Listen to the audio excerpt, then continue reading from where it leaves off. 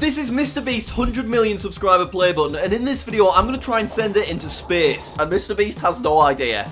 Hopefully I don't break it.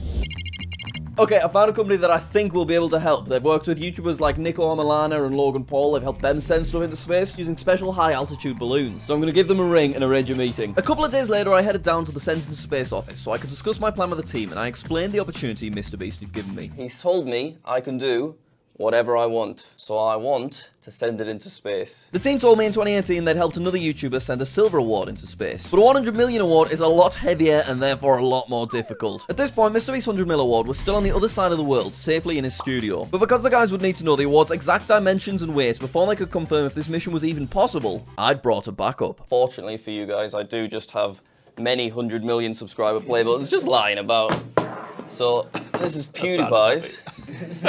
We passed PewDiePie's award around and everyone was very worried about how heavy it was. Oh my god. And also they had no idea how to safely attach it to the balloon without damaging anything. I've never been so excited and nervous at the same time. Now you've got to remember that Mr. Beast is only letting me borrow his award for a couple of days. But it takes weeks to build the infrastructure and technology required to safely carry something thousands of miles into the air. So if PewDiePie's 100 million play button, manufactured and unboxed in 2019, isn't exactly the same weight and size as Mr. Beast's 100 million award, manufactured 3 years later, then this mission would fail. I left PewDiePie's award with the team so they could start planning how on earth they would secure the award. Meanwhile, I've come up with a genius idea to confirm the 200 million play buttons are the same size. I've secretly messaged Mr. Beast's friend Chandler, and I've asked him to weigh the award without telling Jimmy. If he gets back to me and it weighs basically the same as PewDiePie's, we're good to go. While I was waiting for Chandler to reply, Sent into Space had designed and started to manufacture a carbon fiber shell that would surround the award along with windows on both sides so that you could still see it without risking anything getting scratched or broken. Chandler's just got back to me. He says, "I got you, bro." Thanks, Chandler. He says it's 18.5 pounds, but then he's also sent a cute little video of all of the awards propped up together. That's nice, isn't it? Thanks, Chandler. But yes, 18.5 pounds is basically the same measurement that I got on PewDiePie's award, so I guess that means we're good to go. This was great news for the project. However, I was then told that because this award is so close to the legal weight limit, we would need a 30-foot wide balloon in order to lift it into the air. And unsurprisingly, any kind of wind makes handling a 30-foot balloon very difficult. So naturally, we concluded the best thing for us to do was to rent out a literal aircraft hangar so that we could blow up the balloon indoors and then kind of just shove it out the door when it's ready to go. Apparently, there's a hangar in Wales which is available. I've never actually rented out a 200-foot Welsh aircraft hangar for a video before, but that should be fine, providing no huge global events get in the way.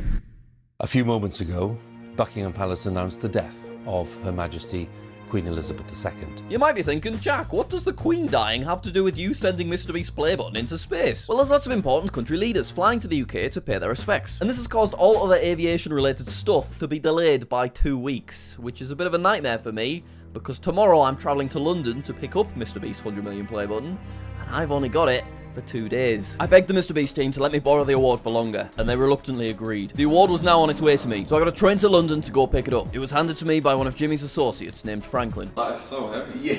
So I shoved it in my bag, and I got the hell out of there. Go, go, go, go, go. We've got it, we've got it. Okay, I finally have Mr. Beast's 100 million play button, and we can finally confirm that it is the same size as PewDiePie's 100 million play button. So in 11 days' time, I'll be traveling to Wales, and I'll be sending this thing into space.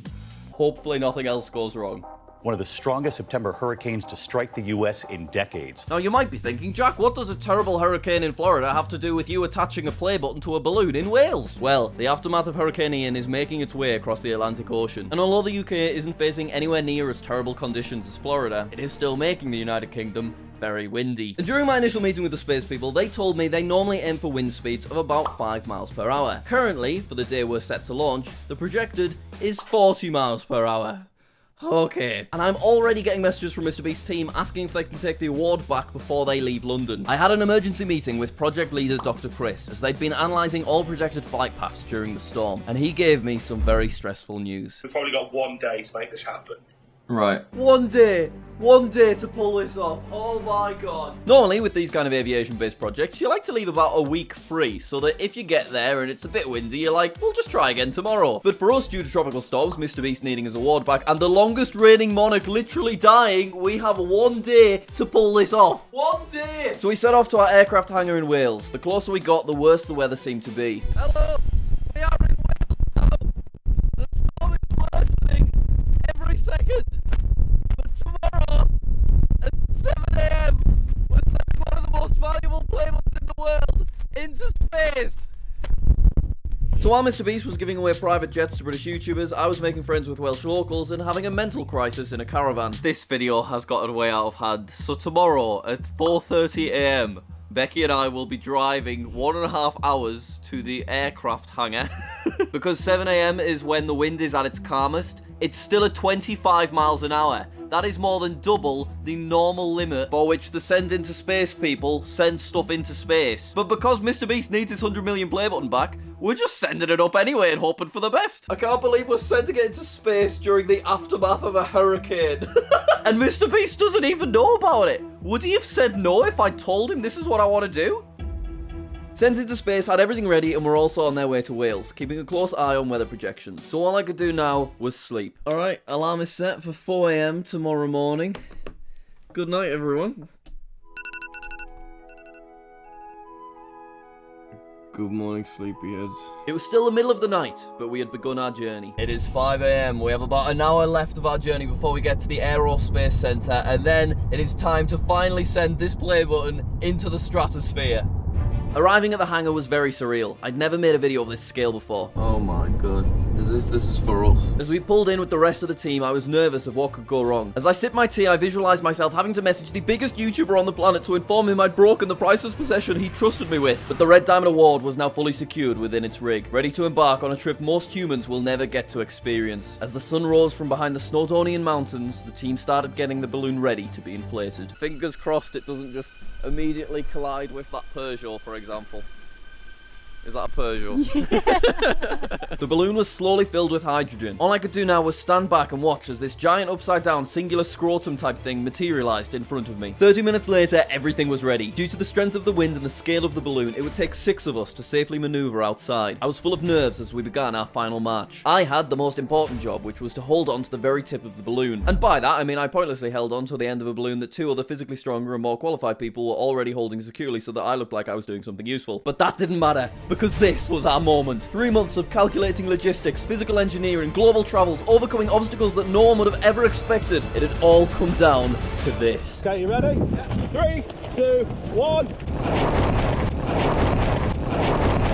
Oh my god.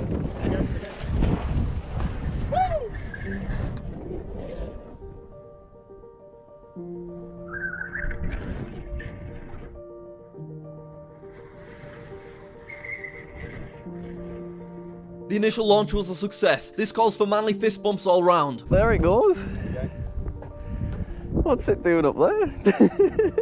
Within seconds, the award was already hundreds of meters into the air. Misty Welsh coastline reflected back into the play button while nothing more than a white speck could be seen from ground level. But this mission was far from over. The award wasn't just traveling upwards. The harsh winds were pushing it east at great speeds. If nothing goes wrong, our weather projections predicted it would arrive 116 miles away in a couple of hours. It would be impossible for Becky and I to get there in time for the landing, so we had a dedicated recovery team already on their way, tracking the award's precise location as they traveled. Now 15,000 feet into the air, we emerge above the clouds, a place where miserable UK weather no longer matters. The unobstructed sun shines onto the Baccarat crystal for the first time.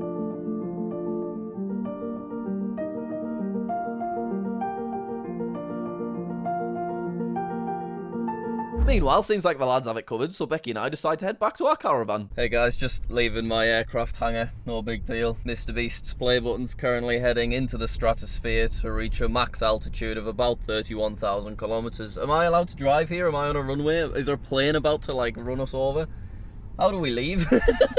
The award continues to rise. As we exceed the height of Mount Everest, we officially leave the troposphere at an altitude of 32,000 feet. The sudden drop in temperature temporarily causes condensation to appear on the lens. The sky begins to darken and the curvature of the Earth becomes visible. The recovery team begin to close in on a projected landing location, and I begin to close in on a McDonald's hash brown. Meanwhile, 100,000 feet away, Mr. Beast's award is now fully submerged in the Earth's stratosphere. Finally, we reach the boundaries of space.